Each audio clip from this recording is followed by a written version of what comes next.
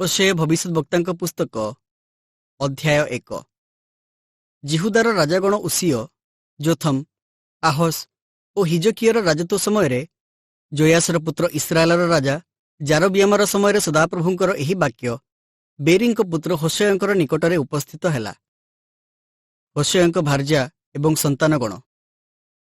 ଯେଉଁ ସମୟରେ ସଦାପ୍ରଭୁ ପ୍ରଥମରେ ହୋଶେୟଙ୍କ ଦ୍ୱାରା କଥା କହିଲେ, ସେହି ସମୟରେ ସଦାପ୍ରଭୁ ହୋଶେୟଙ୍କୁ କହିଲେ, ତୁମ୍ଭେ ଯାଇ ବ୍ୟଭିଚାରିଣୀ ଏକ ଭାର୍ଯ୍ୟାକୁ ଓ ବ୍ୟଭିଚାରରୁ ଜାତ ସନ୍ତାନଗଣକୁ ଗ୍ରହଣ କର, କାରଣ ଏହି ଦେଶ ସଦାପ୍ରଭୁଙ୍କୁ ପରିତ୍ୟାଗ କରି ମହାବ୍ୟଭିଚାର କରିଅଛି। ତହିଁରେ ସେ ଯାଇ ଦିବ୍ଲାଇମର କନ୍ୟା ଗୋମରକୁ ଗ୍ରହଣ କଲା ଓ ସେ ଗର୍ଭବତୀ ହୋଇ ତାହାର ଏକ ପୁତ୍ର ପ୍ରସବ କଲା। ତହୁଁ ସଦାପ୍ରଭୁ ତାହାଙ୍କୁ କହିଲେ, ତୁମ୍ଭେ ତାହାର ନାମ ଜିସ୍ରିଏଲ ରଖ, କାରଣ ଅଳ୍ପ ସମୟ ପରେ ଆମ୍ଭେ ଜେହୁର ବଂଶକୁ ଜିସ୍ରିଏଲର ରକ୍ତପାତର ପ୍ରତିଫଳ ଭୋଗ କରାଇବା ଓ ଇସ୍ରାଏଲ ବଂଶର ରାଜ୍ୟ ଶେଷ କରାଇବା। ପୁଣି ସେହି ସମୟରେ ଆମ୍ଭେ ଜିସ୍ରିଏଲର ଉପତ୍ୟକାରେ ଇସ୍ରାଏଲର ଧନୁ ଭଗ୍ନ କରିବା। ଆଉ ଗୋମର ପୁନର୍ବାର ଗର୍ଭଧାରଣ କରି ଏକ କନ୍ୟା ପ୍ରସବ କଲା। ଆଉ ସଦାପ୍ରଭୁ ତାହାକୁ କହିଲେ, ତୁମ୍ଭେ ତାହାର ନାମ ଲୋ ରୁହାମା ରଖ, କାରଣ ଆମ୍ଭେ କୌଣସି ପ୍ରକାରେ ଇସ୍ରାଏଲ ବଂଶକୁ କ୍ଷମା କରିବା ପାଇଁ ସେମାନଙ୍କ ପ୍ରତି ଆଉ ଦୟା ପ୍ରକାଶ କରିବା ନାହିଁ, ମାତ୍ର ଆମ୍ଭେ ଜିହୁଦା ବଂଶ ପ୍ରତି ଦୟା କରିବା ଓ ଧନୁ, ଖଡ଼୍ଗ, ଯୁଦ୍ଧ କି ଅଶ୍ୱଗଣ କିମ୍ବା ଅଶ୍ୱାରୋହୀଗଣ ଦ୍ୱାରା ସେମାନଙ୍କୁ ଉଦ୍ଧାର ନ କରି ସଦାପ୍ରଭୁ ସେମାନଙ୍କ ପରମେଶ୍ୱରଙ୍କ ଦ୍ୱାରା ଉଦ୍ଧାର କରିବା। ସେହି ସ୍ତ୍ରୀ ଲୋ ରୁହାମାକୁ ସ୍ତନ୍ୟପାନ ତ୍ୟାଗ କରାଇଲା ଉତ୍ତାରେ ଗର୍ଭଧାରଣ କରି ଏକ ପୁତ୍ର ପ୍ରସବ କଲା। ତହିଁରେ ସଦାପ୍ରଭୁ କହିଲେ, ତୁମ୍ଭେ ତାହାର ନାମ ଲୋ ଆମି ରଖ, କାରଣ ତୁମ୍ଭେମାନେ ଆମ୍ଭର ଲୋକ ନୁହଁ ଓ ଆମ୍ଭେ ତୁମ୍ଭମାନଙ୍କର ପରମେଶ୍ୱର ହେବା ନାହିଁ। ତଥାପି ଇସ୍ରାଏଲ ସନ୍ତାନଗଣର ସଂଖ୍ୟା ସମୁଦ୍ରର ବାଲୁକା ତୁଲ୍ୟ ଅପରିମେୟ ଓ ଅସଂଖ୍ୟ ହେବ। ପୁଣି ଯେଉଁ ସ୍ଥଳରେ ସେମାନଙ୍କୁ ତୁମ୍ଭେମାନେ ଆମ୍ଭର ଲୋକ ନୁହଁ ବୋଲି କୁହାଯାଇଥିଲା, ସେହି ସ୍ଥଳରେ ସେମାନଙ୍କୁ କୁହାଯିବ ଯେ, ତୁମ୍ଭେମାନେ ଜୀବିତ ପରମେଶ୍ୱରଙ୍କର ସନ୍ତାନଗଣ ଅଟ। ଆଉ ଜିହୁଦାର ସନ୍ତାନଗଣ ଓ ଇସ୍ରାଏଲର ସନ୍ତାନଗଣ ଏକତ୍ର ସଂଗ୍ରହ କରାଯିବେ ଓ ସେମାନେ ଆପଣାମାନଙ୍କ ଉପରେ ଏକ ଜଣକୁ ପ୍ରଧାନ ରୂପେ ନିଯୁକ୍ତ କରି ଦେଶରୁ ଯାତ୍ରା କରିବେ, କାରଣ ଜିସ୍ରିଏଲର ଦିନ ମହତ୍ ଦିନ ହେବ। ହୋଶେୟଙ୍କ ପୁସ୍ତକ ଅଧ୍ୟାୟ 2। ଇସ୍ରାଏଲର ଅବିଶ୍ୱସ୍ତତାର ଶାସ୍ତି। ତୁମ୍ଭେମାନେ ଆପଣାମାନଙ୍କର ଭ୍ରାତୃଗଣଙ୍କୁ ଅମି ଓ ଆପଣାମାନଙ୍କର ଭଗିନୀଗଣଙ୍କୁ ରୁହାମା ବୋଲି କୁହ। ତୁମ୍ଭେମାନେ ଆପଣା ମାତା ସହିତ ବାଦାନୁବାଦ କର, କାରଣ ସେ ଆମ୍ଭର ଭାର୍ଯ୍ୟା ନୁହେଁ, କିଅବା ଆମ୍ଭେ ତାହାର ସ୍ୱାମୀ ନୋହୁଁ। ସେ ଆପଣା ଦୃଷ୍ଟିରୁ ଆପଣ ବେଶ୍ୟାଚାର ଓ ଆପଣ ସ୍ତନଦ୍ୱୟର ମଧ୍ୟରୁ ବ୍ୟଭିଚାର ଦୂର କରୁ, ନୋହିଲେ ଅବା ଆମ୍ଭେ ତାହାକୁ ବିବସ୍ତ୍ରା କରିବା ଓ ସେ ଜନ୍ମଦିନରେ ଯେ ରୂପ ଥିଲା ସେ ରୂପ କରି ତାହାକୁ ରଖିବା। ପୁଣି ତାହାକୁ ପ୍ରାନ୍ତରର ତୁଲ୍ୟ କରିବା ଓ ମରୁଭୂମି ତୁଲ୍ୟ କରି କୃଷରେ ତାହାକୁ ବଧ କରିବା। ଆହୁରି ଆମ୍ଭେ ତାହାର ସନ୍ତାନଗଣ ପ୍ରତି ଦୟା କରିବା ନାହିଁ, କାରଣ ସେମାନେ ବେଶ୍ୟାଚାରରୁ ଜାତ ସନ୍ତାନ। ଯେହେତୁ ସେମାନଙ୍କର ମାତା ବେଶ୍ୟାବୃତ୍ତି କରିଅଛି, ସେମାନଙ୍କର ଗର୍ଭଧାରିଣୀ ଲଜ୍ଜାକର କର୍ମ କରିଅଛି, କାରଣ ସେ କହିଲା, ମୋର ଯେଉଁ ପ୍ରେମିକଗଣ ମୋତେ ଅନ୍ନ, ଜଳ, ମେସଲମ, ମସିନା ବସ୍ତ୍ର, ତୈଳ ଓ ମୋର ପେୟ ଦ୍ରବ୍ୟ ମୋତେ ଦିଅନ୍ତି, ମୁଁ ସେମାନଙ୍କର ପଛେ ପଛେ ଯିବି। ଏଥିପାଇଁ ଦେଖ, ଆମ୍ଭେ କଣ୍ଟା ଦ୍ୱାରା ତୁମ୍ଭର ପଥ ରୁଦ୍ଧ କରିବା ଓ ଆମ୍ଭେ ତାହାର ବିରୁଦ୍ଧରେ ବାଡ଼ ବାନ୍ଧିବା। ତହିଁରେ ସେ ଆପଣା ପଥ ପାଇବ ନାହିଁ। ପୁଣି ସେ ଆପଣା ପ୍ରେମିକଗଣର ପଛେ ପଛେ ଯିବ, ମାତ୍ର ସେ ସେମାନଙ୍କର ସଙ୍ଗ ଧରିବ ନାହିଁ ଓ ସେ ସେମାନଙ୍କର ଅନ୍ୱେଷଣ କରିବ, ମାତ୍ର ଉଦ୍ଦେଶ୍ୟ ପାଇବ ନାହିଁ। ତହୁଁ ସେ କହିବ, ମୁଁ ଫେରି ଆପଣ ପ୍ରଥମ ସ୍ୱାମୀ ନିକଟକୁ ଯିବି, କାରଣ ବର୍ତ୍ତମାନ ଅପେକ୍ଷା ସେତେବେଳେ ମୋର ମଙ୍ଗଳ ଥିଲା, ଯେହେତୁ ଆମ୍ଭେ ଯେ ତାହାକୁ ଶସ୍ୟ, ଦ୍ରାକ୍ଷାରସ ଓ ତୈଳ ଦେଲୁ ଓ ତାହାର ରୂପା ଓ ସୁନା ବୃଦ୍ଧି କଲୁ, ଏହା ସେ ଜାଣିଲା ନାହିଁ। ସେମାନେ ସେହି ରୂପା, ସୁନା ବାଲଦେବ ଉଦ୍ଦେଶ୍ୟରେ ବ୍ୟୟ କଲେ। ଏଥିପାଇଁ ଆମ୍ଭେ ଶସ୍ୟ ସମୟରେ ଆମ୍ଭର ଶସ୍ୟ ଓ ଦ୍ରାକ୍ଷାରସର ଋତୁରେ ଆମ୍ଭର ଦ୍ରାକ୍ଷାରସ ଫେରାଇ ନେବା, ଯାହାଦ୍ୱାରା ତାହାର ଉଲ୍ଲଙ୍ଗତା ଆଚ୍ଛାଦିତ ହୁଅନ୍ତା, ଆମ୍ଭର ସେହି ମେସଲୋମ ଓ ମସିନା ଛଡ଼ାଇ ନେବା। ପୁଣି ଏବେ ଆମ୍ଭେ ତାହାର ପ୍ରେମିକ ଗଣର ସାକ୍ଷାତରେ ତାହାର ଭ୍ରଷ୍ଟତା ପ୍ରକାଶ କରିବା ଓ ଆମ୍ଭ ହସ୍ତରୁ କେହି ତାହାକୁ ଉଦ୍ଧାର କରିବେ ନାହିଁ। ଆହୁରି ଆମ୍ଭେ ତାହାର ସକଳ ଆମୋଦ, ତାହାର ଉତ୍ସବ, ଅମାବାସ୍ୟା, ବିଶ୍ରାମ ଦିନ ଓ ତାହାର ମହାସଭା ସକଳ ବନ୍ଦ କରିବା। ଆଉ ସେ ଆପଣାର ଯେଉଁ ଦ୍ରାକ୍ଷାଲତା ଓ ଡିମ୍ବିରି ବୃକ୍ଷ ବିଷୟରେ କହିଥିଲା, ଏହିସବୁ ମୋର ପ୍ରେମିକଗଣ ମୋର ବେତନ ସ୍ୱରୂପେ ମୋତେ ଦେଇଅଛନ୍ତି। ସେହିସବୁ ଆମ୍ଭେ ଉଜାଡ଼ କରିବା, ଆଉ ଆମ୍ଭେ ସେହିସବୁକୁ ଅରଣ୍ୟ କରିବା। ତହିଁରେ ବନ୍ୟ ପଶୁଗଣ ତାହା ଖାଇ ପକାଇବେ। ପୁଣି ଯେଉଁମାନଙ୍କ ଉଦ୍ଦେଶ୍ୟରେ ସେ ଧୂପ ଜଳାଇଲା, ସେହି ବାଲ୍ ଦେବଗଣର ଦିନସମୂହର ପ୍ରତିଫଳ ଆମ୍ଭେ ତାହାକୁ ଭୋଗ କରାଇବା। ସେହି ସମୟରେ ସେ କର୍ଣ୍ଣକୁଣ୍ଡଳ ଓ ଅଳଙ୍କାର ଇତ୍ୟାଦିରେ ଆପଣାକୁ ଭୂଷିତା କରି ଆପଣା ପ୍ରେମିକଗଣର ପଛେ ପଛେ ଗଲା ଓ ଆମ୍ଭକୁ ଭୁଲିଲା। ଏହା ସଦାପ୍ରଭୁ କହନ୍ତି। ଇସ୍ରାଏଲ ପ୍ରତି ଈଶ୍ୱରଙ୍କ ପ୍ରେମ। ଏଥି ନିମନ୍ତେ ଦେଖ, ଆମ୍ଭେ ତାହାର ମନକୁ ଆକର୍ଷଣ କରି ତାହାକୁ ପ୍ରାନ୍ତରକୁ ଆଣିବା ଓ ତାହାକୁ ଚିତ୍ତ ପ୍ରବୋଧକ କଥା କହିବା। ପୁଣି ସେହି ସ୍ଥାନରୁ ଆମ୍ଭେ ତାହାକୁ ତାହାର ଦ୍ରାକ୍ଷକ୍ଷେତ୍ର ଓ ଭରସାରୂପ ଦ୍ୱାର ନିମନ୍ତେ ଆଖୋର ଉପତ୍ୟକା ଦେବା। ପୁଣି ସେ ଯେପରି ଆପଣା ଯୌବନ କାଳରେ ଓ ମିଶ୍ର ଦେଶରୁ ଆସିବା ଦିନରେ ଉତ୍ତର କରିଥିଲା, ସେପରି ସେହି ସ୍ଥାନରେ ଉତ୍ତର କରିବ। ଆଉ ସଦାପ୍ରଭୁ କହନ୍ତି, ସେହି ଦିନ ତୁମ୍ଭେ ଆମ୍ଭକୁ ଇସି ବୋଲି ଡାକିବ ଓ ବାଲି ବୋଲି ଆଉ ଡାକିବ ନାହିଁ। କାରଣ ଆମ୍ଭେ ତାହାର ମୁଖରୁ ବାଲ୍ ଦେବଗଣର ନାମ ସବୁ ଦୂର କରିବା, ପୁଣି ସେହି ନାମ ସବୁ ପୁନର୍ବାର ଧରାଯିବ ନାହିଁ। ଆଉ ସେହି ଦିନ ଆମ୍ଭେ ସେମାନଙ୍କ ନିମନ୍ତେ କ୍ଷେତ୍ରସ୍ଥ ବନ୍ୟପଶୁ ଓ ଆକାଶସ୍ଥ ପକ୍ଷୀ ଓ ଭୂମିସ୍ଥ ଉରୋଗାମୀ ଜନ୍ତୁଗଣର ସହିତ ନିୟମ କରିବା ଓ ଆମ୍ଭେ ଦେଶରୁ ଧନୁ, ଖଡ଼ଗ ଓ ଯୁଦ୍ଧ ଉଚ୍ଛିନ୍ନ କରିବା, ଆଉ ସେମାନଙ୍କୁ ନିରାପଦରେ ଶୟନ କରାଇବା। ପୁଣି ଆମ୍ଭେ ଚିରକାଳ ନିମନ୍ତେ ଆମ୍ଭ ପାଇଁ ତୁମ୍ଭକୁ ବାଗ୍ଦାନ କରିବା। ହଁ, ଆମ୍ଭେ ତୁମ୍ଭକୁ ଧର୍ମରେ, ନ୍ୟାୟ ବିଚାରରେ, ସ୍ନେହପୂର୍ଣ୍ଣ କରୁଣାରେ ଓ ଦୟାରେ ଆମ୍ଭ ପାଇଁ ବାଗ୍ଦାନ କରିବା। ଆମ୍ଭେ ତୁମ୍ଭକୁ ବିଶ୍ୱସ୍ତତାରେ ଆମ୍ଭ ପାଇଁ ବାଗ୍ଦାନ କରିବା। ତହିଁରେ ତୁମ୍ଭେ ସଦାପ୍ରଭୁଙ୍କୁ ଜ୍ଞାତ ହେବ। ଆହୁରି ସଦାପ୍ରଭୁ କହନ୍ତି, ସେହି ଦିନ ଆମ୍ଭେ ଉତ୍ତର ଦେବା। ଆମ୍ଭେ ଆକାଶମଣ୍ଡଳକୁ ଉତ୍ତର ଦେବା ଓ ଆକାଶମଣ୍ଡଳ ପୃଥିବୀକୁ ଉତ୍ତର ଦେବ। ପୁଣି ପୃଥିବୀ ଶସ୍ୟକୁ, ଦ୍ରାକ୍ଷରସକୁ ଓ ତୈଳକୁ ଉତ୍ତର ଦେବ। ଆଉ ସେହି ସମସ୍ତେ ଜିସ୍ରିଏଲକୁ ଉତ୍ତର ଦେବେ। ପୁଣି ଆମ୍ଭେ ଆପଣା ପାଇଁ ତାହାକୁ ଦେଶରେ ରୋପଣ କରିବା। ତହିଁରେ ଯେ ଦୟା ପାଇନଥିଲା, ତାହା ପ୍ରତି ଆମ୍ଭେ ଦୟା କରିବା। ଆଉ ଯେଉଁମାନେ ଆମ୍ଭର ଲୋକ ନଥିଲେ, ସେମାନଙ୍କୁ ଆମ୍ଭେ କହିବା, ତୁମ୍ଭେ ଆମ୍ଭର ଲୋକ, ଓ ସେମାନେ କହିବେ, ତୁମ୍ଭେ ଆମ୍ଭର ପରମେଶ୍ୱର। ହୋଶେୟଙ୍କ ପୁସ୍ତକ ଅଧ୍ୟାୟ 3। ହୋଶେୟଙ୍କର ଭାର୍ଯ୍ୟାକ୍ରୟ।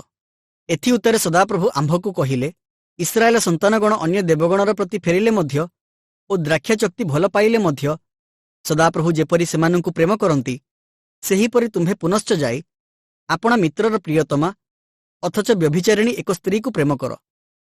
ତହିଁରେ ମୁଁ 15 ରୌପ୍ୟ ମୁଦ୍ରା, 1 ହୋମର ଓ ଅର୍ଦ୍ଧ ହୋମର ଜବ ଦେଇ ସେ ସ୍ତ୍ରୀକୁ କିଣିଲି।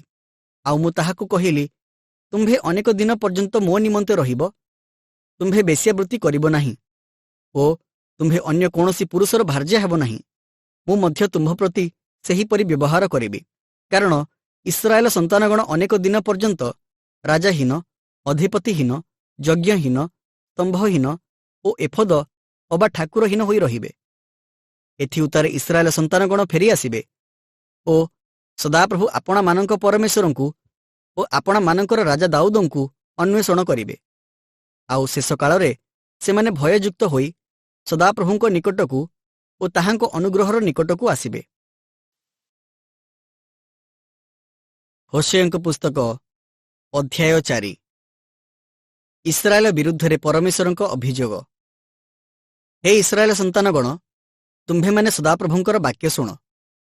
କାରଣ ଦେଶର ସତ୍ୟ ଅବା ଦୟା କି ଅବା ପରମେଶ୍ୱର ବିଷୟକ ଜ୍ଞାନ ନଥିବାରୁ ଦେଶ ନିବାସୀଗଣ ସହିତ ସଦାପ୍ରଭୁଙ୍କର ବିବାଦ ଅଛି। ଅଭିଶାପ ଦେବା, ବିଶ୍ୱାସ ଲଙ୍ଘନ, ବଧ, ଚୋରି ଓ ବ୍ୟଭିଚାର ବିନା ସେଠାରେ ଆଉ କିଛି ନାହିଁ। ଲୋକମାନେ ବିଦ୍ରୋହୀ ହୋଇ ଉଠନ୍ତି ଓ ରକ୍ତପାତ ଉପରେ ରକ୍ତପାତ କରାଯାଏ।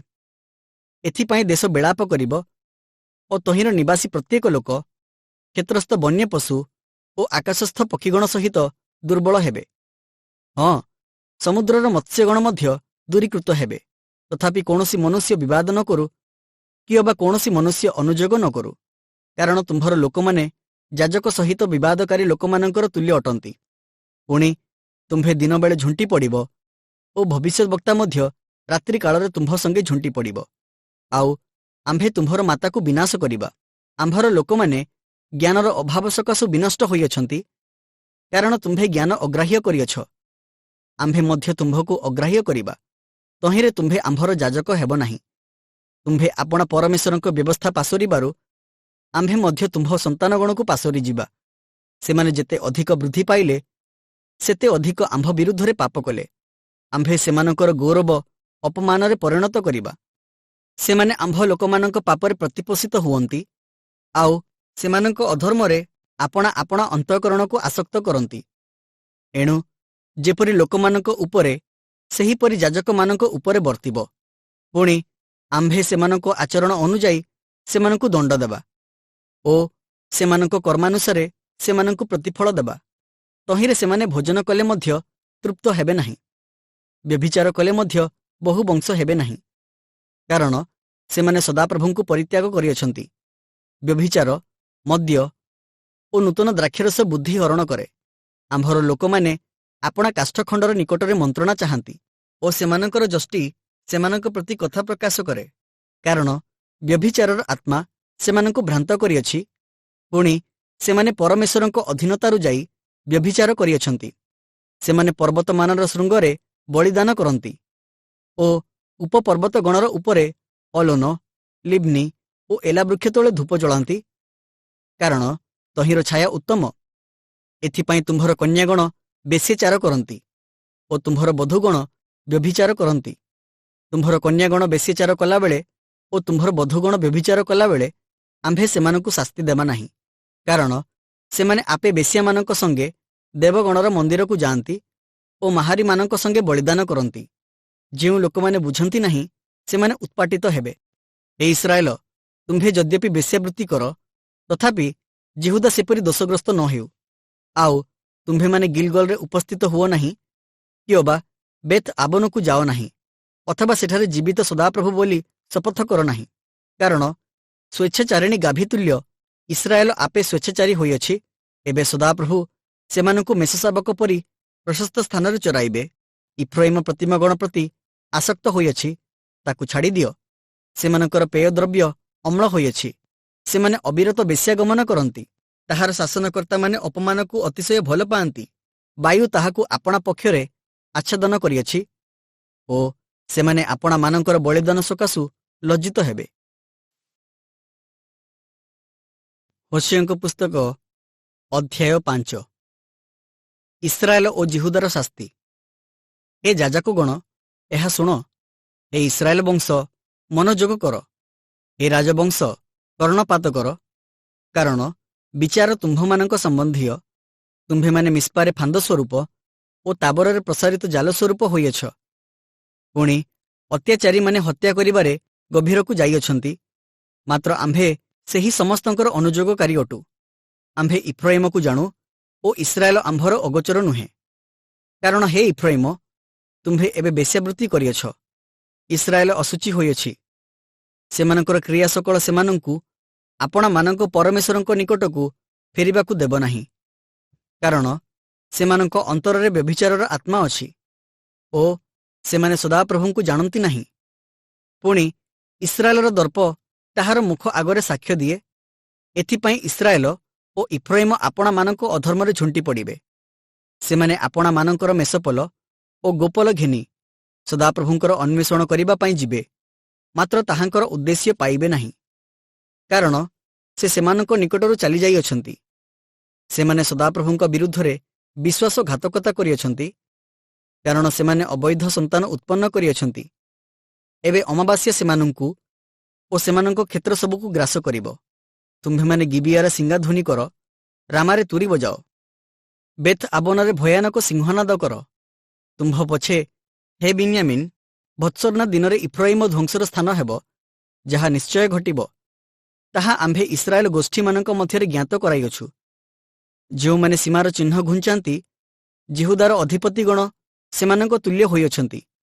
ଆମ୍ଭେ ସେମାନଙ୍କ ଉପରେ ଆପଣା କ୍ରୋଧ ଜଳ ପରି ଢାଳିବା।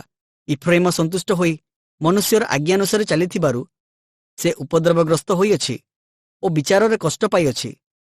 ଏଥିସକାଶୁ ଆମ୍ଭେ ଇଫ୍ରାଇମ ପକ୍ଷରେ କୀଟ ସ୍ୱରୂପ ଓ ଜିହୁଦା ବଂଶ ପକ୍ଷରେ କ୍ଷୟ ସ୍ୱରୂପ ହୋଇଅଛୁ। ଯେତେବେଳେ ଇଫ୍ରାଇମ ଆପଣା ରୋଗ ଓ ଜିହୁଦା ଆପଣା କ୍ଷତ ଦେଖିଲା, ସେତେବେଳେ ଇଫ୍ରାଇମ ଅସୁରୀୟର ନିକଟକୁ ଗଲା ଓ ଜାରେବ ରାଜା ନିକଟକୁ ଲୋକ ପଠାଇଲା। ମାତ୍ର ସେ ତୁମ୍ଭମାନଙ୍କୁ ସୁସ୍ଥ କରିବାକୁ ସକ୍ଷମ ନୁହେଁ, କି ଅବା ସେ ତୁମ୍ଭମାନଙ୍କର କ୍ଷତ ଆରୋଗ୍ୟ କରିବ ନାହିଁ। କାରଣ ଆମ୍ଭେ ଇଫ୍ରାଇମ ପ୍ରତି ସିଂହ ତୁଲ୍ୟ ଓ ଜିହୁଦା ବଂଶ ପ୍ରତି ଯୁବା ସିଂହ ତୁଲ୍ୟ ହେବା। ଆମ୍ଭେ ହିଁ ବିଦୀର୍ଣ୍ଣ କରି ଚାଲିଯିବା। ଆମ୍ଭେ ସେମାନଙ୍କୁ ଟାଣି ଦୂରକୁ ନେଇଯିବା ଓ ଉଦ୍ଧାର କରିବା ପାଇଁ କେହି ନଥିବ। ସେମାନେ ଆପଣା ଆପଣା ଅପରାଧ ସ୍ୱୀକାର କରି ଆମ୍ଭର ମୁଖ ଅନ୍ୱେଷଣ ନ କରିବା ପର୍ଯ୍ୟନ୍ତ ଆମ୍ଭେ ଫେରି ଆପଣା ସ୍ଥାନକୁ ଯିବା। ସେମାନେ ଆପଣାମାନଙ୍କର ଦୁଃଖ ସମୟରେ ଆନ୍ତରିକ ଭାବରେ ଆମ୍ଭର ଅନ୍ୱେଷଣ କରିବେ। ହୋଶେୟଙ୍କ ପୁସ୍ତକ ଅଧ୍ୟାୟ 6। ଜିହୁଦା ଓ ଇସ୍ରାଏଲର ମିଥ୍ୟା ଅନୁତାପ। ଆସ, ଆମ୍ଭେମାନେ ସଦାପ୍ରଭୁଙ୍କ ନିକଟକୁ ଫେରିଯାଉ, କାରଣ ସେ ବିଦୀର୍ଣ୍ଣ କରିଅଛନ୍ତି ଓ ସେ ଆମ୍ଭମାନଙ୍କୁ ସୁସ୍ଥ କରିବେ। ସେ ପ୍ରହାର କରିଅଛନ୍ତି ଓ ସେ ଆମ୍ଭମାନଙ୍କ କ୍ଷତ ବାନ୍ଧିବେ। 2 ଦିନ ଉତ୍ତାରେ ସେ ଆମ୍ଭମାନଙ୍କୁ ସଞ୍ଜୀବିତ କରିବେ, ତୃତୀୟ ଦିନରେ ଆମ୍ଭମାନଙ୍କୁ ଉଠାଇବେ ଓ ଆମ୍ଭେମାନେ ତାହାଙ୍କ ଛାମରେ ବଞ୍ଚିବୁ। ପୁଣି ଆମ୍ଭେମାନେ ଜ୍ଞାତ ହେଉ, ସଦାପ୍ରଭୁଙ୍କୁ ଜାଣିବା ନିମନ୍ତେ ତାହାଙ୍କ ପଶ୍ଚାତଗମନ କରୁ। ତାହାଙ୍କର ଉଦୟ ପ୍ରତ୍ୟୁଷ ତୁଲ୍ୟ ନିଶ୍ଚିତ, ଆଉ ସେ ଆମ୍ଭମାନଙ୍କ ନିକଟକୁ ବୃଷ୍ଟି ତୁଲ୍ୟ, ଭୂମି ସେଚନକାରୀ ଶେଷ ବୃଷ୍ଟି ତୁଲ୍ୟ ଆସିବେ। ହେ ଇଫ୍ରାଇମ, ଆମ୍ଭେ ତୁମ୍ଭ ପ୍ରତି କ'ଣ କରିବା? ହେ ଜିହୁଦା, ଆମ୍ଭେ ତୁମ୍ଭ ପ୍ରତି କ'ଣ କରିବା? କାରଣ ତୁମ୍ଭମାନଙ୍କର ଧର୍ମ ପ୍ରାତଃକାଳୀନ ମେଘ ତୁଲ୍ୟ ଓ ପ୍ରତ୍ୟୁଷରେ ଅନ୍ତର୍ହିତ ହେବା କାକର ତୁଲ୍ୟ। ଏଥିପାଇଁ ଆମ୍ଭେ ଭବିଷ୍ୟତ ବକ୍ତାଗଣ ଦ୍ୱାରା ସେମାନଙ୍କୁ ଛେଦନ କରିଅଛୁ। ଆମ୍ଭେ ଆପଣା ମୁଖ ନିର୍ଗତ ବାକ୍ୟ ଦ୍ୱାରା ସେମାନଙ୍କୁ ବଧ କରିଅଛୁ ଓ ତୁମ୍ଭର ଦଣ୍ଡାଜ୍ଞା ସକଳ ନିର୍ଗତ ହେବା ଦୀପ୍ତି ତୁଲ୍ୟ ଅଟେ। କାରଣ ବଳିଦାନ ନୁହେଁ, ମାତ୍ର ଦୟା ଓ ହୋମ ଅପେକ୍ଷା ପରମେଶ୍ୱର ବିଷୟକ ଜ୍ଞାନ ବାଞ୍ଛା କରୁ। ମାତ୍ର ଆଦମର ତୁଲ୍ୟ ସେମାନେ ନିୟମ ଲଙ୍ଘନ କରିଅଛନ୍ତି। ସେହି ସ୍ଥାନରେ ସେମାନେ ଆମ୍ଭ ବିରୁଦ୍ଧରେ ବିଶ୍ୱାସଘାତକତା କରିଅଛନ୍ତି। ଗିଲିୟଦ ଅଧର୍ମାଚାରୀମାନଙ୍କ ନଗର, ତାହା ରକ୍ତରେ ଦାଗଯୁକ୍ତ ହୋଇଅଛି। ପୁଣି ଡକାୟତ ଦଳ ଯେପରି ମନୁଷ୍ୟର ଅପେକ୍ଷାରେ ଥାଆନ୍ତି, ସେପରି ଯାଜକ ଦଳ ସିଖିମ ଆଡ଼େ ଯିବା ପଥରେ ନରହତ୍ୟା କରନ୍ତି। ହଁ, ସେମାନେ ଭ୍ରଷ୍ଟାଚରଣ କରିଅଛନ୍ତି। ଆମ୍ଭେ ଇସ୍ରାଏଲ ବଂଶ ମଧ୍ୟରେ ଅତି ଭୟଙ୍କର ଏକ ବିଷୟ ଦେଖିଅଛୁ। ସେହି ସ୍ଥାନରେ ଇଫ୍ରାଇମ ମଧ୍ୟରେ ବେଶ୍ୟାବୃତ୍ତି ଦେଖାଯାଏ। ଇସ୍ରାଏଲ ଅଶୁଚି ହୋଇଅଛି। ଆହୁରି ହେ ଜିହୁଦା, ଆମ୍ଭେ ଯେତେବେଳେ ଆପଣା ଲୋକମାନଙ୍କୁ ବନ୍ଦୀ ତୋରୁ ଫେରାଇ ଆଣିବା, ସେତେବେଳେ ତୁମ୍ଭ ପାଇଁ ଶସ୍ୟଛେଦନ ସମୟ ନିରୂପିତ ଅଛି। ହୋଶେୟଙ୍କ ପୁସ୍ତକ ଅଧ୍ୟାୟ 7। ଆମ୍ଭେ ଯେତେବେଳେ ଇସ୍ରାଏଲକୁ ସୁସ୍ଥ କରିବାକୁ ଇଚ୍ଛା କରୁ, ସେତେବେଳେ ଇଫ୍ରାଇମର ଅଧର୍ମ ଓ ସମରିୟାର ଦୁଷ୍ଟତା ପ୍ରକାଶିତ ହୁଏ। କାରଣ ସେମାନେ ଅସତ୍ୟତାର ବ୍ୟବହାର କରନ୍ତି ଓ ଚୋର ଭିତରେ ପ୍ରବେଶ କରେ, ଆଉ ଡକାୟତ ଦଳ ବାହାରେ ଲୁଟ କରନ୍ତି। ପୁଣି ଆମ୍ଭେ ଯେ ସେମାନଙ୍କର ସମସ୍ତ ଦୁଷ୍ଟତା ସ୍ମରଣ କରୁ, ଏହା ସେମାନେ ଆପଣାମାନଙ୍କ ଅନ୍ତଃକରଣରେ ବିବେଚନା କରନ୍ତି ନାହିଁ। ଏବେ ସେମାନଙ୍କର ନିଜ କାର୍ଯ୍ୟ ସବୁ ସେମାନଙ୍କୁ ଘେରିଅଛି, ସେହିସବୁ ଆମ୍ଭ ସମ୍ମୁଖରେ ଅଛି। ସେମାନେ ଆପଣାମାନଙ୍କର ଦୁଷ୍ଟତା ଦ୍ୱାରା ରାଜାକୁ ଓ ଆପଣାମାନଙ୍କ ମିଥ୍ୟା ଦ୍ୱାରା ଅଧିପତିମାନଙ୍କୁ ଆନନ୍ଦିତ କରନ୍ତି। ସେମାନେ ସମସ୍ତେ ବ୍ୟଭିଚାରୀ। ସେମାନେ ରୁଟି ପ୍ରସ୍ତୁତକାରୀ ଦ୍ୱାରା ଉତ୍ତପ୍ତ ତନ୍ଦୁର ସ୍ୱରୂପ। ମଇଦା ଦଳିବା ସମୟଠାରୁ ତହିଁରେ ତାଡ଼ି ମିଶ୍ରିତ ନ ହେବା ପର୍ଯ୍ୟନ୍ତ ସେ ଅଗ୍ନି ପ୍ରଜ୍ୱଳିତ କରିବାରୁ ନିବୃତ୍ତ ହୁଏ। ଆମ୍ଭମାନଙ୍କ ରାଜାଙ୍କ ଦିନରେ ଅଧିପତିମାନେ ଦ୍ରାକ୍ଷରସର ଉତ୍ତାପରେ ଆପଣାମାନଙ୍କୁ ପୀଡ଼ିତ କଲେ। ସେ ନିନ୍ଦକମାନଙ୍କ ସଙ୍ଗେ ଆପଣ ହସ୍ତ ବଢ଼ାଇଲା, କାରଣ ସେମାନେ ଛକି ବସି ଆପଣା ଆପଣା ଅନ୍ତଃକରଣ ତନ୍ଦୁର ପରି ପ୍ରସ୍ତୁତ କରିଅଛନ୍ତି। ସେମାନଙ୍କର କ୍ରୋଧ ରାତ୍ରି ସାରା କୁହୁଳୁ ଥାଏ, ପ୍ରାତଃ କାଳରେ ତାହା ପ୍ରଜ୍ୱଳିତ ଅଗ୍ନି ପରି ଜ୍ୱଳଇ। ସେମାନେ ସମସ୍ତେ ତନ୍ଦୁର ପରି ଉତ୍ତପ୍ତ ଅଟନ୍ତି ଓ ଆପଣାମାନଙ୍କର ବିଚାର କର୍ତ୍ତୃଗଣକୁ ଗ୍ରାସ କରନ୍ତି। ସେମାନଙ୍କର ସମସ୍ତ ରାଜାଗଣ ପତିତ ହୋଇଅଛନ୍ତି। ସେମାନଙ୍କ ମଧ୍ୟରେ କେହି ଆମ୍ଭ ନିକଟରେ ପ୍ରାର୍ଥନା କରନ୍ତି ନାହିଁ। ଗୋଷ୍ଠୀଗଣ ମଧ୍ୟରେ ଇଫ୍ରାଇମ ଆପେ ମିଶ୍ରିତ ହୁଏ। ଇଫ୍ରାଇମ ଓଲଟା ହୋଇ ନଥିବା ପିଠାତୁଲ୍ୟ। ବିଦେଶୀମାନେ ତାହାର ବଳ ଗ୍ରାସ କରିଅଛନ୍ତି, ଆଉ ସେ ତାହା ଜାଣେ ନାହିଁ। ହଁ, ତାହାର ମସ୍ତକରେ ଏଠାରେ ସେଠାରେ ପକ୍ୱ କେଶ ଅଛି, ମାତ୍ର ସେ ତାହା ଜାଣେ ନାହିଁ। ପୁଣି ଇସ୍ରାଏଲର ଦର୍ପ ତାହାର ସାକ୍ଷାତରେ ସାକ୍ଷ୍ୟ ଦିଏ। ତଥାପି ସେମାନେ ସଦାପ୍ରଭୁ ଆପଣାମାନଙ୍କ ପରମେଶ୍ୱରଙ୍କ ନିକଟକୁ ଫେରି ନାହାନ୍ତି। କି ଅବା ଏହିସବୁ ଘଟିଲେ ମଧ୍ୟ ସେମାନେ ତାହାଙ୍କର ଅନ୍ୱେଷଣ କରିନାହାନ୍ତି। ପୁଣି ଇଫ୍ରାଇମ ଅବୋଧ କପତର ତୁଲ୍ୟ ବୁଦ୍ଧିହୀନ। ସେମାନେ ମିଶରକୁ ନିବେଦନ କରନ୍ତି, ସେମାନେ ଅସୁରକୁ ଯାଆନ୍ତି। ଯେତେବେଳେ ସେମାନେ ଯିବେ, ସେତେବେଳେ ଆମ୍ଭେ ସେମାନଙ୍କ ଉପରେ ଆପଣା ଜାଲ ପ୍ରସାର କରିବା। ଆମ୍ଭେ ସେମାନଙ୍କୁ ଆକାଶର ପକ୍ଷୀଗଣ ପରି ତଳକୁ ଆଣିବା। ସେମାନଙ୍କ ସମାଜ ଯେପରି ଶୁଣିଅଛନ୍ତି, ସେହିପରି ଆମ୍ଭେ ସେମାନଙ୍କୁ ଶାସ୍ତି ଦେବା। ସେମାନେ ସନ୍ତାପର ପାତ୍ର, କାରଣ ସେମାନେ ଆମ୍ଭ ନିକଟରୁ ବିପଥଗାମୀ ହୋଇଅଛନ୍ତି।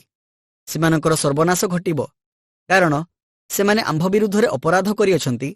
ଆମ୍ଭେ ସେମାନଙ୍କୁ ମୁକ୍ତ କରିବାକୁ ଇଚ୍ଛା କଲେ ମଧ୍ୟ ସେମାନେ ଆମ୍ଭ ବିରୁଦ୍ଧରେ ମିଥ୍ୟା କଥା କହିଅଛନ୍ତି।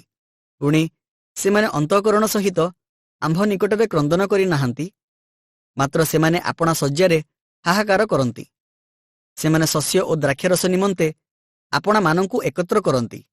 ସେମାନେ ଆମ୍ଭ ବିରୁଦ୍ଧରେ ବିଦ୍ରୋହାଚରଣ କରନ୍ତି।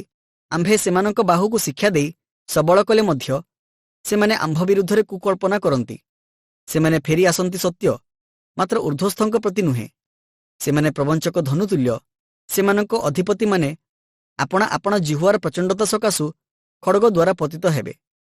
ଏହା ମିଶର ଦେଶରେ ସେମାନଙ୍କ ପକ୍ଷରେ ଉପହାସର ବିଷୟ ହେବ। ହୋଶେୟଙ୍କ ପୁସ୍ତକ ଅଧ୍ୟାୟ 8। ଇସ୍ରାଏଲର ବିପତ୍ତି। ତୁମ୍ଭେ ଆପଣା ମୁଖରେ ତୁରି ଦିଅ, ଶତ୍ରୁ ସଦାପ୍ରଭୁଙ୍କ ଗୃହ ବିରୁଦ୍ଧରେ ଉତ୍କୃଷ୍ଟ ପକ୍ଷୀ ତୁଲ୍ୟ ଆସୁଅଛି। କାରଣ ଲୋକମାନେ ଆମ୍ଭର ନିୟମ ଲଙ୍ଘନ କରିଅଛନ୍ତି ଓ ଆମ୍ଭ ବ୍ୟବସ୍ଥା ବିରୁଦ୍ଧରେ ଅପରାଧ କରିଅଛନ୍ତି। ସେମାନେ ଆମ୍ଭ ନିକଟରେ କ୍ରନ୍ଦନ କରି କହିବେ, ହେ ଆମ୍ଭର ପରମେଶ୍ୱର, ଆମ୍ଭେମାନେ ଇସ୍ରାଏଲ ତୁମ୍ଭଙ୍କୁ ଜାଣୁ। ଯାହା ଉତ୍ତମ ତାହା ଇସ୍ରାଏଲ ଅଗ୍ରାହ୍ୟ କରିଅଛି। ଶତ୍ରୁ ତାହାର ପଛେ ପଛେ ଗୋଡ଼ାଇବ। ସେମାନେ ରାଜାଗଣକୁ ନିଯୁକ୍ତ କରିଅଛନ୍ତି, ମାତ୍ର ଆମ୍ଭ ଦ୍ୱାରା ନୁହେଁ। ସେମାନେ ଅଧିପତିଗଣ ନିଯୁକ୍ତ କରିଅଛନ୍ତି, ମାତ୍ର ଆମ୍ଭେ ତାହା ଜାଣିଲୁ ନାହିଁ। ସେମାନେ ଯେପରି ଉଚ୍ଛିନ୍ନ ହେବେ, ଏଥିପାଇଁ ଆପଣା ନିମନ୍ତେ ରୂପା ଓ ସୁନାରେ ସେମାନେ ପ୍ରତିମାଗଣ ନିର୍ମାଣ କରିଅଛନ୍ତି।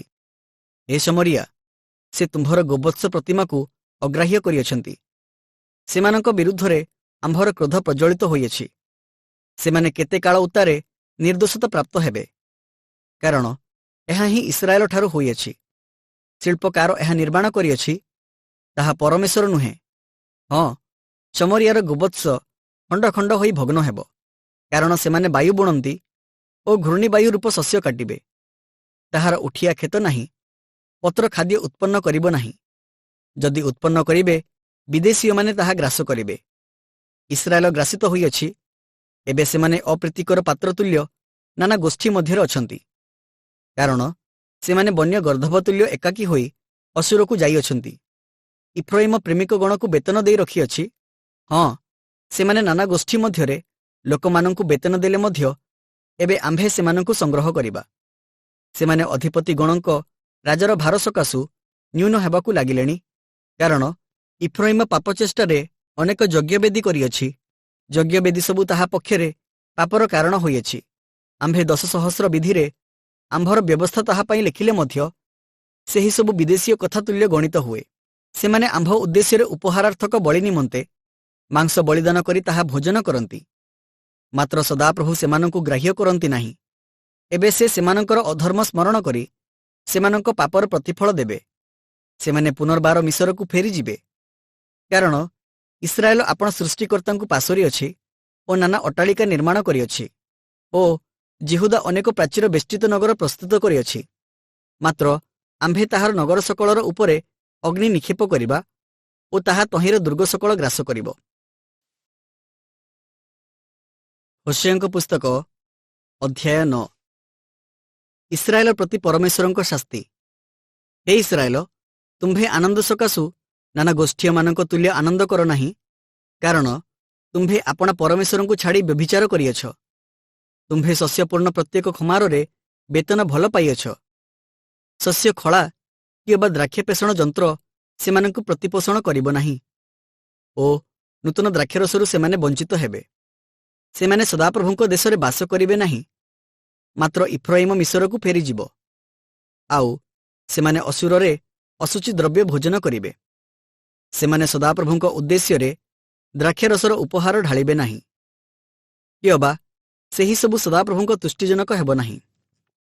ସେମାନଙ୍କର ବଳିଦାନ ସକଳ ସେମାନଙ୍କ ପ୍ରତି ବିଳାପକାରୀଗଣର ଖାଦ୍ୟର ସମାନ ହେବ। ଯେଉଁମାନେ ତାହା ଭୋଜନ କରିବେ, ସେମାନେ ସମସ୍ତେ ଅଶୁଚି ହେବେ, କାରଣ ସେମାନଙ୍କର ଖାଦ୍ୟ ସେମାନଙ୍କ କ୍ଷୁଧାର ତୃପ୍ତି ନିମନ୍ତେ ହେବ। ତାହା ସଦାପ୍ରଭୁଙ୍କ ଗୃହକୁ ଆସିବ ନାହିଁ। ମହାସଭା ଦିନରେ ଓ ସଦାପ୍ରଭୁଙ୍କ ଉତ୍ସବ ଦିନରେ ତୁମ୍ଭେମାନେ କ'ଣ କରିବ? କାରଣ ଦେଖ, ସେମାନେ ଧ୍ୱଂସ ସ୍ଥାନରୁ ଯାଇଅଛନ୍ତି, ତଥାପି ମିଶର ସେମାନଙ୍କୁ ଏକତ୍ର କରିବ। ମେମ୍ଫିସ୍ ସେମାନଙ୍କୁ କବର ଦେବ। ସେମାନଙ୍କର ରୂପାର ମନୋହର ପଦାର୍ଥ ସବୁ ବିଛୁଆତି ଗଛର ଅଧିକାର ହେବ। ସେମାନଙ୍କ ତମ୍ବୁ ସବୁରେ କଣ୍ଟକ ବୃକ୍ଷ ଉତ୍ପନ୍ନ ହେବ। ପ୍ରତିଫଳର ଦିନ ଉପସ୍ଥିତ, ଦଣ୍ଡର ଦିନ ଉପସ୍ଥିତ, ଇସ୍ରାଏଲ ଏହା ଜାଣିବ। ଭବିଷ୍ୟତ ବକ୍ତା ନିର୍ବୋଧ, ଆତ୍ମାପ୍ରାପ୍ତ ଲୋକ ଉତ୍ତେଜିତ, କାରଣ ତୁମ୍ଭର ଅଧର୍ମ ବହୁଳ ଓ ଶତ୍ରୁତା ଭାବ ବଡ଼। ଇଫ୍ରାଇମ ମୋ ପରମେଶ୍ୱରଙ୍କ ସହିତ ପ୍ରହରୀ ଥିଲା। ଭବିଷ୍ୟତ ବକ୍ତାଙ୍କର ସକଳ ପଥରେ ଶିକାରୀର ଫାନ୍ଦ ଓ ତାହାର ପରମେଶ୍ୱରଙ୍କ ଗୃହରେ ଶତ୍ରୁତା ଭାବ ଅଛି। ଗିବିଆର ସମୟରେ ଯେପରି ସେମାନେ ଆପଣାମାନଙ୍କୁ ସେପରି ଅତିଶୟ ଭ୍ରଷ୍ଟ କରିଅଛନ୍ତି। ସେ ସେମାନଙ୍କର ଅଧର୍ମ ସ୍ମରଣ କରି ସେମାନଙ୍କ ପାପ ସକଳର ପ୍ରତିଫଳ ଦେବେ। ସଦାପ୍ରଭୁ କହନ୍ତି, ଆମ୍ଭେ ଦ୍ରାକ୍ଷଫଳର ନ୍ୟାୟ ଇସ୍ରାଏଲକୁ ପ୍ରାନ୍ତରରେ ପାଇଲୁ। ଆମ୍ଭେ ଡିମ୍ବିରି ବୃକ୍ଷର ପ୍ରଥମକାଳୀନ ଆଦ୍ୟପୋକ ଡିମ୍ବିରି ଫଳ ସଦୃଶ୍ୟ ତୁମ୍ଭର ପୂର୍ବପୁରୁଷ ଗଣଙ୍କୁ ଦେଖିଲୁ। ମାତ୍ର ସେମାନେ ବାଲ୍ ପିୟରର ନିକଟକୁ ଆସି ସେହି ଲଜ୍ଜାସ୍ପଦର ଉଦ୍ଦେଶ୍ୟରେ ଆପଣାମାନଙ୍କୁ ପ୍ରତିଷ୍ଠା କଲେ ଓ ଯାହାକୁ ସେମାନେ ପ୍ରେମ କଲେ ତାହାରି ତୁଲ୍ୟ ଘୃଣାଯୋଗ୍ୟ ହେଲେ। ଇଫ୍ରାଇମର ଗୌରବ ପକ୍ଷୀ ପରି ଉଡ଼ିଯିବ, ତାହାର କୌଣସି ଜନ୍ମ, ଗର୍ଭ କି ଅବା ଗର୍ଭଧାରଣ ହେବ ନାହିଁ। ଯଦ୍ୟପି ସେମାନେ ସନ୍ତାନଗଣକୁ ପ୍ରତିପାଳନ କରିବେ, ତଥାପି ଆମ୍ଭେ ସେମାନଙ୍କୁ ନିଃସନ୍ତାନ କରିବା। ତହିଁରେ ଜଣେ ମନୁଷ୍ୟ ମଧ୍ୟ ସେଠାରେ ରହିବ ନାହିଁ। ହଁ, ଆମ୍ଭେ ସେମାନଙ୍କୁ ଯେତେବେଳେ ପରିତ୍ୟାଗ କରିବା, ସେତେବେଳେ ସେମାନଙ୍କର ସନ୍ତାପ ହେବ। ଆମ୍ଭେ ସ୍ୱରକୁ ଯେପରି ଦେଖିଅଛୁ, ଇଫ୍ରାଇମ ସେପରି ମନୋହର ସ୍ଥାନରେ ରୋପିତ ହୋଇଅଛି। ମାତ୍ର ଇଫ୍ରାଇମ ଆପଣା ସନ୍ତାନଗଣକୁ ହତ୍ୟାକାରୀର ନିକଟକୁ ବାହାର କରି ଆଣିବ। ହେ ସଦାପ୍ରଭୁ, ସେମାନଙ୍କୁ ଦିଅ। ତୁମ୍ଭେ ସେମାନଙ୍କୁ କଣ ଦେବ? ସେମାନଙ୍କୁ ଗର୍ଭସ୍ରାବ ଉଦର ଓ ଶୁଷ୍କ ସ୍ତନ ଦିଅ। ସେମାନଙ୍କର ଦୁଷ୍ଟତା ସକଳ ଗିଲଗଲରେ ଅଛି, କାରଣ ସେଠାରେ ଆମ୍ଭେ ସେମାନଙ୍କୁ ଘୃଣା କଲୁ। ଆମ୍ଭେ ସେମାନଙ୍କ କ୍ରିୟାର ଦୁଷ୍ଟତା ସକାଶୁ ସେମାନଙ୍କୁ ଆମ୍ଭ ଗୃହରୁ ତଡ଼ିଦେବା। ଆମ୍ଭେ ସେମାନଙ୍କୁ ଆଉ ସ୍ନେହ କରିବା ନାହିଁ। ସେମାନଙ୍କର ଅଧିପତି ସମସ୍ତେ ବିଦ୍ରୋହୀ। ଇଫ୍ରାଇମ ଆହତ ହୋଇଅଛି, ସେମାନଙ୍କର ମୂଳ ଶୁଷ୍କ ହୋଇଅଛି। ସେମାନେ ଫଳ ଧାରଣ କରିବେ ନାହିଁ।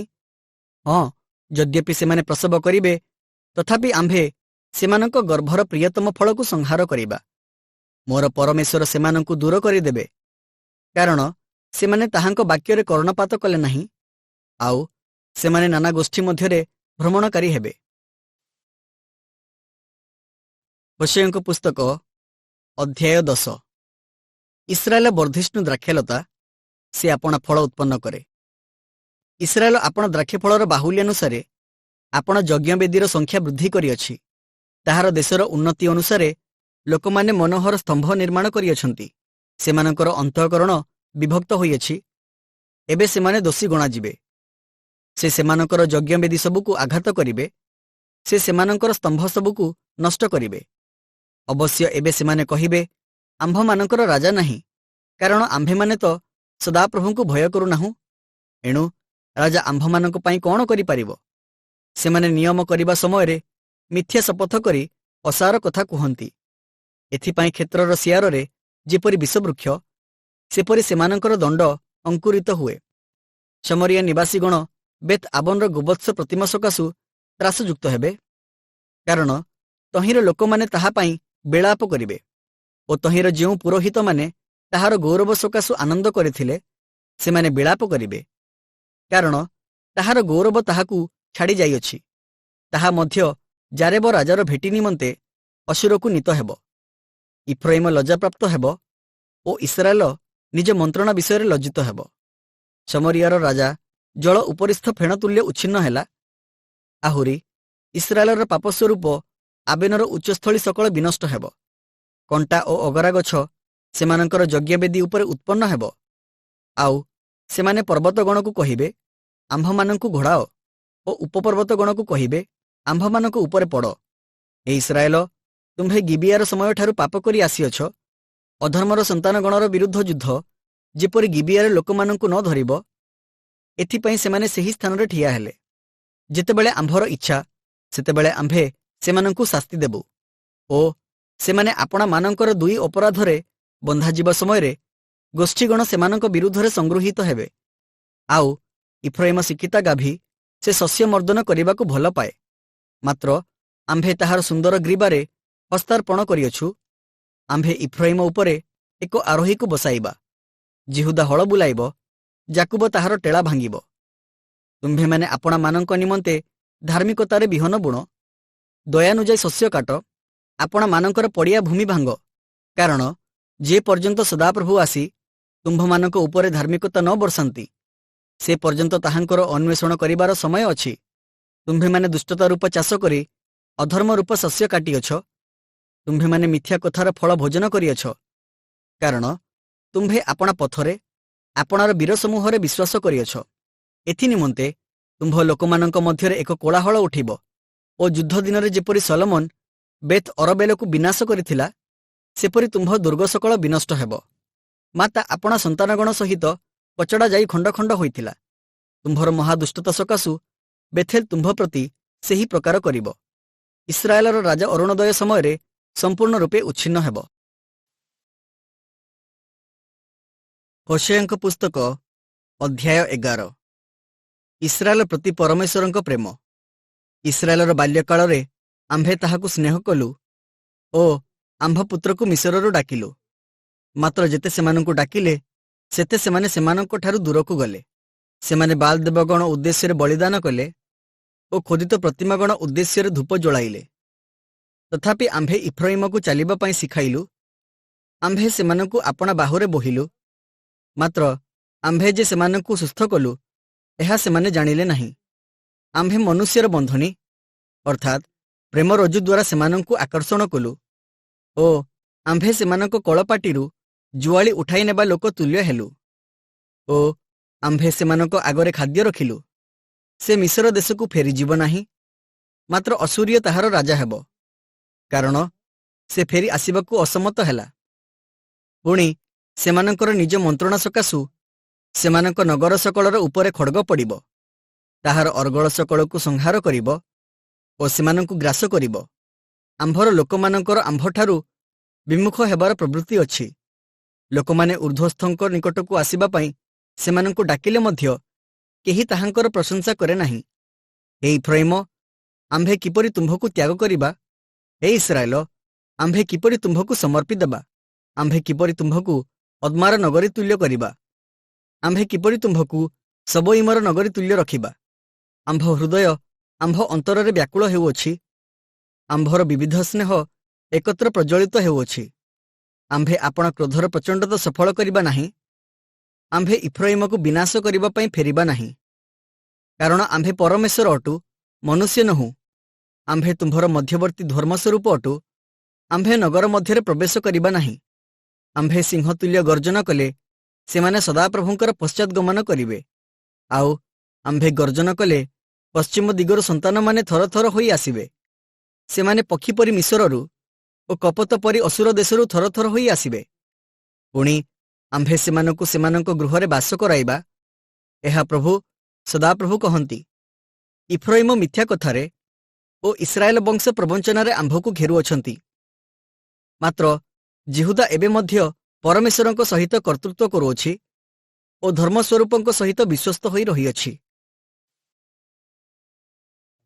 ହୋଶେୟାଙ୍କ ପୁସ୍ତକ ଅଧ୍ୟାୟ 12। ଇଫ୍ରାଇମ ବାୟୁ ଭୋଜନ କରେ ଓ ପୂର୍ବୀୟ ବାୟୁର ପଛେ ପଛେ ଗମନ କରେ। ସେ ସର୍ବଦା ମିଥ୍ୟା କଥା ଓ ଉପଦ୍ରବ ବୃଦ୍ଧି କରେ ଓ ସେମାନେ ଅସୁରର ସହିତ ନିୟମ କରନ୍ତି ଓ ମିଶରକୁ ତୈଳ ପଠାନ୍ତି। ଜିହୁଦା ଏବଂ ଇସ୍ରାଏଲ ବିରୁଦ୍ଧରେ ପରମେଶ୍ୱରଙ୍କ ଅଭିଯୋଗ। ଆହୁରି ସଦାପ୍ରଭୁଙ୍କ ଓ ଜିହୁଦା ମଧ୍ୟରେ ବିବାଦ ଅଛି। ସେ ଜାକୁବକୁ ତାହାର ଆଚରଣ ଅନୁଯାୟୀ ଦଣ୍ଡ ଦେବେ। ତାହାର କ୍ରିୟାନୁସାରେ ସେ ତାହାକୁ ପ୍ରତିଫଳ ଦେବେ। ଗର୍ଭରେ ସେ ଆପଣା ଭ୍ରାତାର ପାଦମୂଳ ଧରିଲା ଓ ବୟଃପ୍ରାପ୍ତ ସମୟରେ ସେ ପରମେଶ୍ୱରଙ୍କ ସହିତ ଯୁଦ୍ଧ କଲା। ହଁ, ସେ ଦୂତ ଉପରେ ବଳବାନ ହୋଇ ଜୟ କଲା। ସେ କ୍ରନ୍ଦନ କରି ତାହାଙ୍କ ନିକଟରେ ବିନତି କଲା। ସେ ବେଥେଲରେ ତାହାଙ୍କ ଉଦ୍ଦେଶ୍ୟ ପାଇଲା। ଆଉ ସେଠାରେ ସେ ଆମ୍ଭମାନଙ୍କ ସହିତ କଥା କହିଲେ। ସେହି ସଦାପ୍ରଭୁ ସୈନ୍ୟାଧିପତି ପରମେଶ୍ୱର, ସଦାପ୍ରଭୁ ତାହାଙ୍କର ସ୍ମରଣୀୟ ନାମ। ଏଥି ନିମନ୍ତେ ତୁମ୍ଭେ ଆପଣା ପରମେଶ୍ୱରଙ୍କ ନିକଟକୁ ଫେର, ଦୟା ଓ ନ୍ୟାୟ ବିଚାର ପାଳନ କର ଓ ସର୍ବଦା ତୁମ୍ଭ ପରମେଶ୍ୱରଙ୍କ ଅପେକ୍ଷାରେ ଥାଅ। ସେ ଜଣେ ବ୍ୟବସାୟୀ ଅଟେ, ତାହାର ହସ୍ତରେ ଛଳନାର ନୀତି ଅଛି। ସେ ଉପଦ୍ରବ କରିବାକୁ ଭଲ ପାଏ। ପୁଣି ଇଫ୍ରାଇମ କହିଲା, ନିଶ୍ଚୟ ମୁଁ ଧନୀ ହୋଇଅଛି, ମୁଁ ଆପଣା ନିମନ୍ତେ ସମ୍ପତ୍ତି ପାଇଅଛି। ମୋର ସବୁ ପରିଶ୍ରମରେ ସେମାନେ ପାପଯୁକ୍ତ କୌଣସି ଅଧର୍ମ ମୋଠାରେ ପାଇବେ ନାହିଁ। ମାତ୍ର ମିଶ୍ର ଦେଶଠାରୁ ଆମ୍ଭେ ସଦାପ୍ରଭୁ ତୁମ୍ଭର ପରମେଶ୍ୱର ଅଟୁ। ଆମ୍ଭେ ମହାପର୍ବ ଦିନର ନ୍ୟାୟ ତୁମ୍ଭକୁ ପୁନର୍ବାର ତମ୍ବୁରେ ବାସ କରାଇବା। ଆହୁରି ଆମ୍ଭେ ଭବିଷ୍ୟତ ବକ୍ତାଗଣ ନିକଟରେ କଥା କହିଅଛୁ ଓ ଆମ୍ଭେ ନାନା ଦର୍ଶନର ବୃଦ୍ଧି କରିଅଛୁ। ଆଉ ଭବିଷ୍ୟତ ବକ୍ତାଗଣ ଦ୍ୱାରା ଦୃଷ୍ଟାନ୍ତର କଥା ବ୍ୟବହାର କରିଅଛୁ। ଯଦି ଗିଲିୟଦରେ କିଛି ଅଧର୍ମ ଅଛି, ତେବେ ସେମାନେ ସର୍ବତଃ ଭାବେ ଅସାର। ଗିଲଗଲରେ ସେମାନେ ବୃଷ ବଳିଦାନ କରନ୍ତି। ହଁ, କ୍ଷେତ୍ରସ୍ଥ ସିଆରର ଢିପି ପରି ସେମାନଙ୍କର ଯଜ୍ଞବେଦୀ ଅଛି। ପୁଣି ଯାକୁବ ଅରାମ ଦେଶକୁ ପଳାଇଗଲା ଓ ଇସ୍ରାଏଲ ଭାର୍ଯ୍ୟାର ନିମନ୍ତେ ଦାସ୍ୟକର୍ମ କଲା ଓ ଭାର୍ଯ୍ୟା ନିମନ୍ତେ ମେଷ ଚରାଇଲା। ସଦାପ୍ରଭୁ ଏକ ଜଣ ଭବିଷ୍ୟତ ବକ୍ତା ଦ୍ୱାରା ଇସ୍ରାଏଲକୁ ମିଶ୍ରରୁ ବାହାର କରି ଆଣିଲେ ଓ ଏକ ଜଣ ଭବିଷ୍ୟତ ବକ୍ତା ଦ୍ୱାରା ସେ ରକ୍ଷିତ ହେଲା। ଇଫ୍ରାଇମ ଅତିଶୟ ବିରକ୍ତ କରାଇଅଛି, ଏଥିପାଇଁ ତାହାର ରକ୍ତର ଦୋଷ ତାହା ଉପରେ ରହିବ ଓ ତାହାର ପ୍ରଭୁ ତାହା ଉପରେ ତାହାର ଅପମାନ ବର୍ତ୍ତାଇବେ। ହୋଶେୟଙ୍କ ପୁସ୍ତକ ଅଧ୍ୟାୟ 13। ଇସ୍ରାଏଲ ପ୍ରତି ପରମେଶ୍ୱରଙ୍କ କଠୋର ବିଚାର। ଇଫ୍ରାଇମ କଥା କହିବା ବେଳେ ଲୋକମାନେ କମ୍ପିତ ହେଲେ। ସେ ଇସ୍ରାଏଲ ମଧ୍ୟରେ ଆପଣାକୁ ଉନ୍ନତ କଲା। ମାତ୍ର ବାଲ୍ ଦେବ ବିଷୟରେ ଯେତେବେଳେ ସେ ଦୋଷ କଲା, ସେତେବେଳେ ସେ ମଲା। ପୁଣି ଏବେ ସେମାନେ ଅଧିକ ଅଧିକ ପାପ କରନ୍ତି ଓ ରୂପର ଢଳା ପ୍ରତିମା ଅର୍ଥାତ୍ ଆପଣା ବୁଦ୍ଧି ଅନୁସାରେ ଦେବତା ନିର୍ମାଣ କରିଅଛନ୍ତି। ସେସବୁ କାରିଗରର କର୍ମ, ସେହି ସବୁର ବିଷୟରେ ସେମାନେ କହନ୍ତି। ଯେଉଁ ଲୋକମାନେ ବଳିଦାନ କରନ୍ତି, ସେମାନେ ଗୋବତ୍ସ ପ୍ରତିମାଗଣକୁ ଚୁମ୍ବନ କରନ୍ତୁ। ଏଥିପାଇଁ ସେମାନେ ପ୍ରାତଃକାଳରେ ମେଘ ଓ ପ୍ରତ୍ୟୁଷର ବହିଯିବା କାକର ଓ ଘୂର୍ଣ୍ଣିବାୟୁରେ ଖଳାରୁ ଉଡ଼ିଯିବା ତୁଷ ଓ ନଳ ଦେଇ ବାହାରିଯିବା ଧୂଆଁ ପରି ହେବେ। ତଥାପି ମିଶ୍ର ଦେଶଠାରୁ ଆମ୍ଭେ ସଦାପ୍ରଭୁ ତୁମ୍ଭର ପରମେଶ୍ୱର ଅଟୁ ଓ ତୁମ୍ଭେ ଆମ୍ଭ ଛଡ଼ା ଆଉ କାହାକୁ ପରମେଶ୍ୱର ବୋଲି ଜାଣିବ ନାହିଁ ଓ ଆମ୍ଭ ବ୍ୟତୀତ ଅନ୍ୟ ତ୍ରାଣକର୍ତ୍ତା ନାହିଁ। ଆମ୍ଭେ ପ୍ରାନ୍ତରରେ ଓ ମହାମରୁଭୂମିରେ ତୁମ୍ଭକୁ ଜାଣିଲୁ। ସେମାନେ ଆମ୍ଭମାନଙ୍କ ଚରଣୀ ସ୍ଥାନ ଅନୁସାରେ ପରିତୃପ୍ତ ହେଲେ। ସେମାନେ ପରିତୃପ୍ତ ହୋଇ ଅନ୍ତଃକରଣରେ ଗର୍ବିତ ହେଲେ। ଏଥିପାଇଁ ସେମାନେ ଆମ୍ଭକୁ ପାଶୋରି ଅଛନ୍ତି। ସେଥିପାଇଁ ଆମ୍ଭେ ସେମାନଙ୍କ ପ୍ରତି ସିଂହତୁଲ୍ୟ ହେବୁ। ଆମ୍ଭେ ଚିତାବାଘ ପରି ପଥ ପାର୍ଶ୍ୱରେ ଛକି ବସିବା। ଆମ୍ଭେ ଛୁଆ ହରା ଭଲ୍ଲୁକି ପରି ସେମାନଙ୍କୁ ହାବୁଡ଼ିବା ଓ ସେମାନଙ୍କର ବକ୍ଷକୁ ବିଦୀର୍ଣ୍ଣ କରିବା। ଆଉ ସିଂହ ନ୍ୟାୟ ଆମ୍ଭେ ସେଠାରେ ସେମାନଙ୍କୁ ଗ୍ରାସ କରିବା। ବନ୍ୟ ପଶୁ ସେମାନଙ୍କୁ ବିଦୀର୍ଣ୍ଣ କରିବ। ହେ ଇସ୍ରାଏଲ, ତୁମ୍ଭେ ଯେ ଆମ୍ଭର ବିପକ୍ଷ, ତୁମ୍ଭ ସହାୟର ବିପକ୍ଷ ହୋଇଅଛ, ଏହା ତୁମ୍ଭର ସର୍ବନାଶର କାରଣ। ତୁମ୍ଭର ନଗର ସମୂହରେ ତୁମ୍ଭକୁ ରକ୍ଷା କରିବା ପାଇଁ ଏବେ ତୁମ୍ଭର ରାଜା କାହିଁ? ମୋତେ ରାଜା ଓ ଅଧିପତିଗଣ ଦିଅ ବୋଲି ଯେଉଁମାନଙ୍କ ବିଷୟରେ ତୁମ୍ଭେ କହିଲ, ତୁମ୍ଭର ସେହି ବିଚାରକର୍ତ୍ତାଗଣ କାହାନ୍ତି? ଆମ୍ଭେ ଆପଣା କ୍ରୋଧରେ ତୁମ୍ଭକୁ ରାଜା ଦେଇଅଛୁ ଓ ଆପଣା କୋପରେ ତାହାକୁ ନେଇଯାଇଅଛୁ। ଇଫ୍ରାଇମର ଅଧର୍ମ ବନ୍ଧା ଯାଇଅଛି, ତାହାର ପାପ ସଞ୍ଚିତ ହୋଇଅଛି। ପ୍ରସବକାରିଣୀ ସ୍ତ୍ରୀର ବେଦନା ତାହାକୁ ଆକ୍ରାନ୍ତ କରିବ। ସେ ଅଜ୍ଞାନ ଶିଶୁ, କାରଣ ଶିଶୁମାନଙ୍କର ପ୍ରସବ ଦ୍ୱାରରେ ତାହାର ବିଳମ୍ବ କରି ରହିବାର ଉଚିତ ନୁହେଁ। ଆମ୍ଭେ ପାତାଳର ପରାକ୍ରମରୁ ସେମାନଙ୍କୁ ଉଦ୍ଧାର କରିବା। ଆମ୍ଭେ ମୃତ୍ୟୁରୁ ସେମାନଙ୍କୁ ମୁକ୍ତ କରିବା। ହେ ମୃତ୍ୟୁ, ତୁମ୍ଭର ମହାମାରୀ କାହିଁ? ହେ ପାତାଳ, ତୁମ୍ଭର ସଂହାର କାହିଁ? ଅନୁତାପ ଆମ୍ଭ ଦୃଷ୍ଟିରୁ ଗୁପ୍ତ ରହିବ। ଯଦ୍ୟପି ସେ ଆପଣା ଭ୍ରାତୃଗଣ ମଧ୍ୟରେ ଫଳବାନ ହୁଏ, ତଥାପି ପୂର୍ବୀୟ ବାୟୁ ସଦାପ୍ରଭୁଙ୍କର ଶ୍ୱାସ ପ୍ରାନ୍ତରରୁ ଆସିବ। ତହିଁରେ ତାହାର ନିର୍ଝର ଶୁଷ୍କ ହେବ ଓ ତାହାର ଜଳାକାର ଶୁଖିଯିବ। ସେ ତାହାର ଯାବତୀୟ ମନୋହର ପାତ୍ରର ଭଣ୍ଡାର ଲୁଟ କରିବେ। ସମରିଆ ଆପଣା ଦୋଷର ଫଳ ଭୋଗ କରିବ, କାରଣ ସେ ଆପଣା ପରମେଶ୍ୱରଙ୍କର ବିଦ୍ରୋହାଚରଣ କରିଅଛି। ସେମାନେ ଖଡ୍ଗରେ ପତିତ ହେବେ। ସେମାନଙ୍କର ଶିଶୁମାନେ କଚଡ଼ା ଯାଇ ଖଣ୍ଡ ଖଣ୍ଡ ହେବେ। ସେମାନଙ୍କର ଗର୍ଭବତୀ ସ୍ତ୍ରୀମାନେ ଚରାଯିବେ। ହୋଶେୟଙ୍କ ପୁସ୍ତକ ଅଧ୍ୟାୟ 14। ପରମେଶ୍ୱରଙ୍କ ନିକଟକୁ ଫେରି ଆସିବାକୁ ଆହ୍ୱାନ। ହେ ଇସ୍ରାଏଲ, ତୁମ୍ଭେ ସଦାପ୍ରଭୁ ତୁମ୍ଭ ପରମେଶ୍ୱରଙ୍କ ନିକଟକୁ ଫେରିଆସ, କାରଣ ତୁମ୍ଭେ ଆପଣା ଅଧର୍ମରେ ପତିତ ହୋଇଅଛ। ତୁମ୍ଭେମାନେ ବାକ୍ୟ ସଙ୍ଗରେ ଘେନି ସଦାପ୍ରଭୁଙ୍କ ନିକଟକୁ ଫେରିଆସ। ତାହାଙ୍କୁ କୁହ, ଅଧର୍ମ ସକଳ କ୍ଷମା କର ଓ ଯାହା ଉତ୍ତମ ତାହା ଗ୍ରହଣ କର। ତହିଁରେ ଆମ୍ଭେମାନେ ଆପଣା ଆପଣା ଓଷ୍ଠାଧରର ଉପହାର ବୃଷ ଉପରେ ଉତ୍ସର୍ଗ କରିବା। ଅସୁର ଆମ୍ଭମାନଙ୍କର ପରିତ୍ରାଣ କରିବ ନାହିଁ ଆମ୍ଭେମାନେ ଅଶ୍ୱାରୋହଣ କରିବା ନାହିଁ, କିଅବା ତୁମ୍ଭେମାନେ ଆମ୍ଭମାନଙ୍କର ଦେବଗଣ ବୋଲି ଆପଣମାନଙ୍କ ହସ୍ତକୃତ ବସ୍ତୁକୁ ଆଉ କହିବା ନାହିଁ, କାରଣ ପିତୃହୀନ ତୁମ୍ଭ ନିକଟରେ ଦୟାପ୍ରାପ୍ତ ହୁଏ। ଆମ୍ଭେ ସେମାନଙ୍କ ବିପଥ ଗମନର ପ୍ରତିକାର କରିବା, ଆମ୍ଭେ ସ୍ୱଚ୍ଛନ୍ଦରେ ସେମାନଙ୍କୁ ପ୍ରେମ କରିବା, କାରଣ ଆମ୍ଭ କ୍ରୋଧ ତାହାଠାରୁ ନିବୃତ୍ତ ହୋଇଅଛି। ଆମ୍ଭେ ଇସ୍ରାଏଲ ପକ୍ଷରେ କାକର ତୁଲ୍ୟ ହେବା, ସେ କଇଁଫୁଲ ତୁଲ୍ୟ ଫୁଟିବ ଓ ଲିବାନୋନର ତୁଲ୍ୟ ମୂଳ ବାନ୍ଧିବ। ତାହାର ଶାଖା ସବୁ ବିସ୍ତାରିତ ହେବ ଓ ତାହାର ଶୋଭା ଜିତବୃକ୍ଷ ତୁଲ୍ୟ ଓ ତାହାର ସୁବାସ ଲିବାନୋନ ପରି ହେବ। ତାହାର ଛାୟା ତଳେ ବାସକାରୀମାନେ ଫେରି ଆସିବେ, ସେମାନେ ଶସ୍ୟ ପରି ସଞ୍ଜୀବିତ ହେବେ ଓ ଦ୍ରାକ୍ଷଲତା ପରି ପ୍ରସ୍ଫୁଟିତ ହେବେ। ତହିଁର ସୁବାସ ଲିବାନୋନର ଦ୍ରାକ୍ଷରସ ତୁଲ୍ୟ ହେବ। ଇଫ୍ରାଇମ କହିବ, ପ୍ରତିମା ଗଣରେ ମୋର ଆଉ କି କାର୍ଯ୍ୟ? ଆମ୍ଭେ ଉତ୍ତର ଦେଇଅଛୁ ଓ ତାହା ବିଷୟରେ ମନୋଯୋଗ କରିବା। ଆମ୍ଭେ ସତେଜ ଦେବଦାରୁ ବୃକ୍ଷ ତୁଲ୍ୟ, ଆମ୍ଭଠାରୁ ତୁମ୍ଭର ଫଳପ୍ରାପ୍ତି ହୁଏ। ଜ୍ଞାନବାନ କିଏ? ସେ ଏହିସବୁ ବିଷୟ ବୁଝିବ। ବୁଦ୍ଧିମାନ କିଏ? ସେ ଏସବୁ ଜାଣିବ। କାରଣ ସଦାପ୍ରଭୁଙ୍କର ପଥ ସକଳ ସରଳ, ଧାର୍ମିକମାନେ ତହିଁରେ ଗମନ କରିବେ, ମାତ୍ର ଆଜ୍ଞାଲଙ୍ଘନକାରୀମାନେ ତହିଁ ମଧ୍ୟରେ ପତିତ ହେବେ।